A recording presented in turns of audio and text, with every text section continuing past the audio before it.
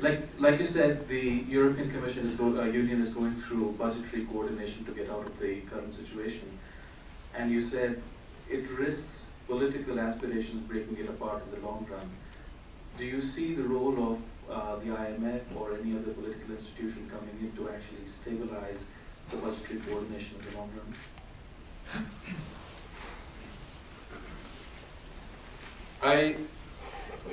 I believe that one of the political consequences in Europe of this crisis will be political division in the countries of the north and the south. As you can understand perfectly, I don't like this consequence. Second, the second consequence will be less power for the European institutions and more power in a nationalist approach in the great countries, the great powers of Europe. I don't like exactly this consequence.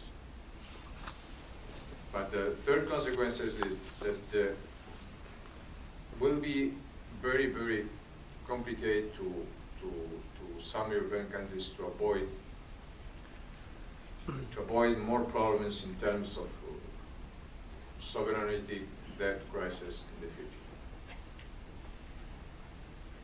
And why? Because I don't share exactly the decisions taken for the European leaders in this moment. At the beginning of this crisis in the sovereignty debt in Europe was Greece. Greece is a wonderful country, a marvelous country. We live in, among other things, thanks to Greek heritage, but a lot of years ago. Now, Greece is a very small economy. Very small economy. But if you decide, well, in the Eurozone, we cannot admit bankruptcy. We cannot admit default. And you organize a fund to save this economy. And the creditors for this economy don't pay nothing in case that the Greece restructuring its debt. Well, this is a mistake, sorry. This is a mistake. Because you send a message of irresponsibility. Then comes Ireland. And you can explain me why German taxpayers, or Spanish taxpayers, or French taxpayers must to pay the problems on the Irish banks? Why? And then people talking about Portugal, another wonderful country, a small economy. And then people talking about Spain or Italy. This is the problem.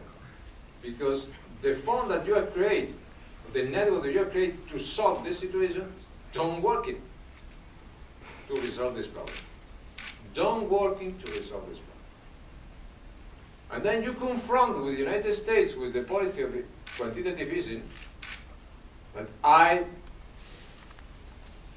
can tell here in this business school that I don't understand very well. Because I don't understand very well how it's possible to improve deficit with more deficit. And I don't understand very well how it's possible to eliminate debt with more debt. I don't understand very well. But the decision of European Central Bank beginning to go in the same direction. The organized massive purchases, massive buys of the public debt in some countries as Ireland, Portugal, or Spain. But if you don't take very, very, very serious measures in the moment, was the possibility to have more problems in terms of sovereign debt crisis in Europe will be increasing in the next weeks and in the next months. Unfortunately, but I think it's a more probable situation.